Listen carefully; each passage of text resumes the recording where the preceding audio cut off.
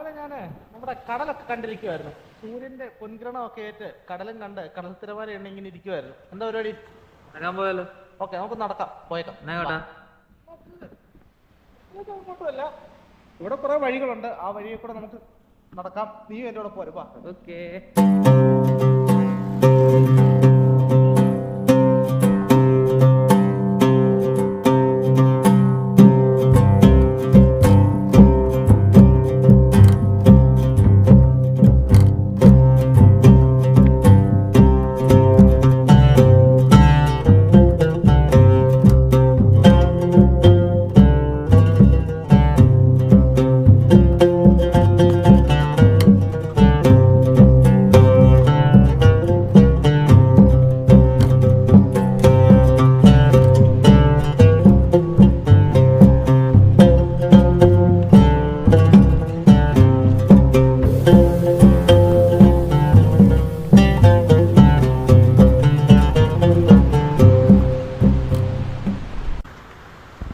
ഒരാഴ്ചത്തെ ജോലിത്തിരക്കുകൾക്ക് ശേഷം ഞായറാഴ്ച കിട്ടുന്ന ഒരു നടത്തമാണിത്. എല്ലാ ഞായറാഴ്ചയാണ് നടത്തുന്നത്.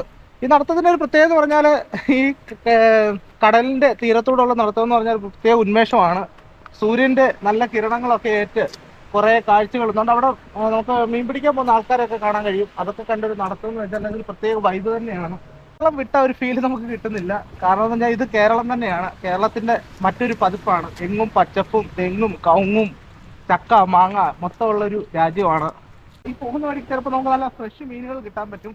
അതുപോലെ ഈ വള്ളത്തെ വരുന്നവർ പിടിച്ച് നമ്മൾ കാണുമ്പോൾ തന്നെ അവർ കരയ്ക്കോട്ട് വന്ന് നമുക്ക് മീൻ തരാറുണ്ട്. പലപ്പോഴും മേടിക്കാറുണ്ട്. അവർ അന്നേരം തന്നെ പിടിച്ച് തരുന്ന മീനാണ്, നല്ല ഫ്രഷ് മീനാണ്. നമ്മുടെ രാവിലത്തെ നടത്തത്തിനിടെ നമ്മൾ കണ്ടതാണ് ഒരു പഴയ പള്ളിയാണ്. ഇതൊരു കത്തോലിക്ക പള്ളിയാണ്. ഏകദേശം ഒരു 1845 ഈ പള്ളി പണിതിരിക്കുന്നത്. അന്നത്തെ ഈ രാജ്യത്തെ ഏറ്റവും വലിയ പള്ളിയായിരുന്നു ഇത്.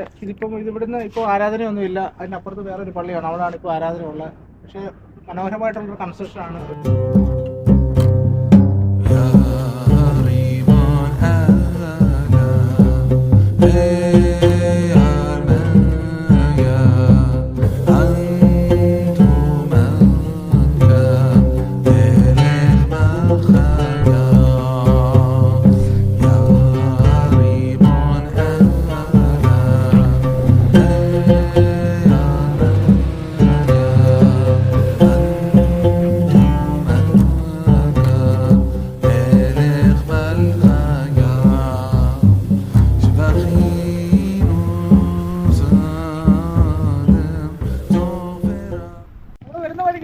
ഒരു സ്റ്റാച്ചു വളരെ മനോഹരമായിട്ട് പരീക്ഷിച്ചു പോകുന്ന ഒരു സ്റ്റാച്ചു ആണിത്.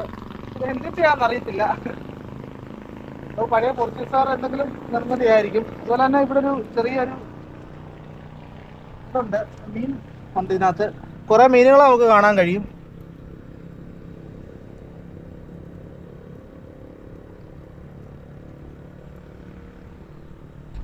ഇതെല്ലാം നല്ല രസമുണ്ട് കാണാൻ.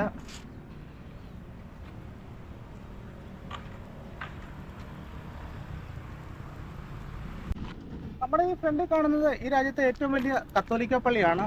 മെയിനായിട്ടുള്ള ഞാൻ നേരത്തെ പഴയ കത്തോലിക്ക പള്ളിയെ കുറിച്ച് പറഞ്ഞിരുന്നു. അത് കഴിഞ്ഞ് പിന്നെ നിർമ്മിച്ചതാണ് ഈ വലിയ കത്തോലിക്ക പള്ളി.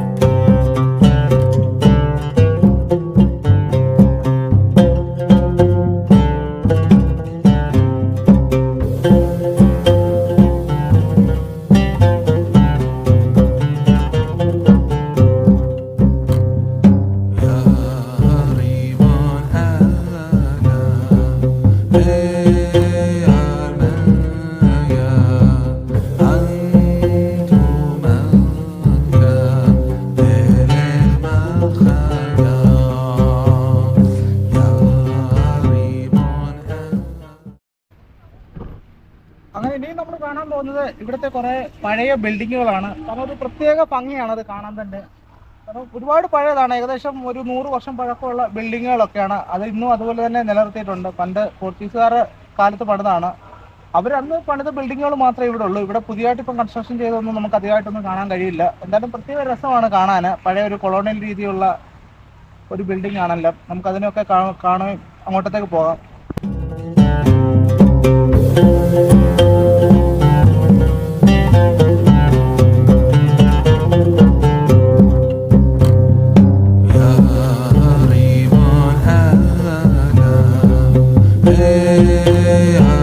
നമ്മൾ ഈ കാണുന്നതാണ് സൗത്തോമയുടെ നഗരഹൃദയം. ഞാൻ നേരത്തെ പറഞ്ഞിട്ടുണ്ട്, പഴമയുടെ ഗന്ധം ഇതുവരെയും തുടച്ചു നീക്കിയിട്ടില്ലാത്ത ഒരു ദ്വീപാണ് സൗത്തോമ.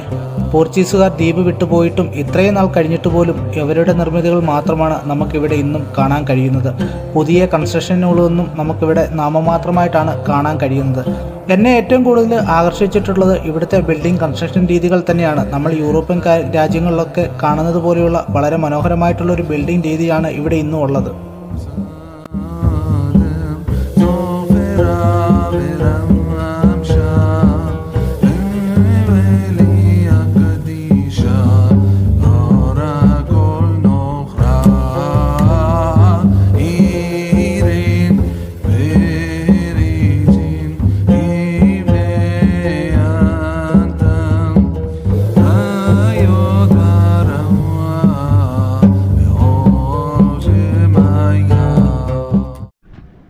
നമുക്കിവിടെ കാണാൻ കഴിയുന്നത് കരിങ്കല്ലും കൊണ്ടുള്ള ഒരു മതിലാണ്. അതിലൊരു ചിത്രവും വരച്ചു വെച്ചിട്ടുണ്ട്, ഒരു മനുഷ്യൻ്റെ.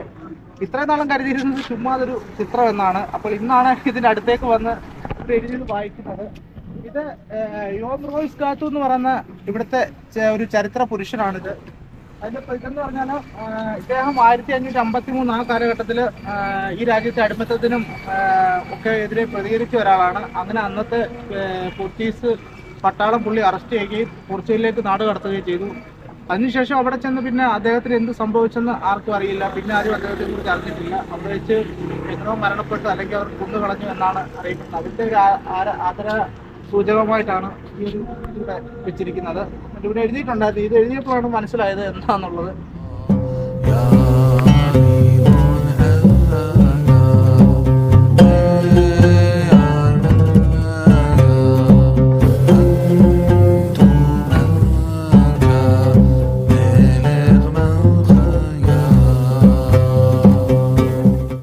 നിൽക്കുന്നത് റുവാദി കബ്വർദി എന്ന് പറഞ്ഞ സ്ഥലത്താണ്. റുവാദി കബ്വർദി എന്ന് പറഞ്ഞ ഒരു രാജ്യമാണ് ഈ സൗത്തോമയോട് തന്നെ ചേർന്നല്ല കുറച്ച് ഡിസ്റ്റൻസ് ഉണ്ട് കിടക്കുന്ന മറ്റൊരു രാജ്യമാണ്, ചെറിയൊരു രാജ്യമാണ് കബ്വർദി. അപ്പം നമ്മളിപ്പം ഗൾഫിൽ തന്നെ നമുക്ക് കാണാൻ കഴിയും. ഇപ്പോൾ ദുബായിലാണെങ്കിലും സൗദിയിലാണെങ്കിലും പോകുമ്പോൾ നമുക്ക് കാണാൻ കഴിയും ഓരോ market, Indian market, China market, Pakistan market, അങ്ങനെ അതുപോലെ തന്നെ കൊണ്ടിരുന്ന കുറച്ച് സ്ഥലങ്ങളാണ്. അപ്പുറത്ത് ഞാൻ നേരത്തെ കണ്ടിട്ടുണ്ട് റുവാദി അങ്കോള, റുവാദി നൈജീരിയ, അങ്ങനെ കുറേ ഇത് കണ്ടിട്ടുണ്ട്. റുവാദി കബ്വർദി, ചിലപ്പോൾ ഇവിടെ കബ്വർദിയിലുള്ള ആൾക്കാരുടെ കടകളൊക്കെ ഒരുപാട് ഉണ്ടായിരുന്നിരിക്കും, അതുകൊണ്ടായിരിക്കും ഇങ്ങനെ ഇട്ടിരുന്നത്. ഇതിപ്പോൾ ഈ ബിൽഡിംഗ് ഒക്കെ അടഞ്ഞു കിടക്കണം. വളരെ മനോഹരമായിട്ടുള്ള ബിൽഡിംഗ് ആണ്. അപ്പോൾ ഇന്നത്തെ നമ്മുടെ വീഡിയോ ഇവിടെ നമ്മൾ വൈൻഡപ്പ് ചെയ്യുകയാണ്. അടുത്തൊരു നല്ലൊരു വീഡിയോ കാണും വരെ ബൈ.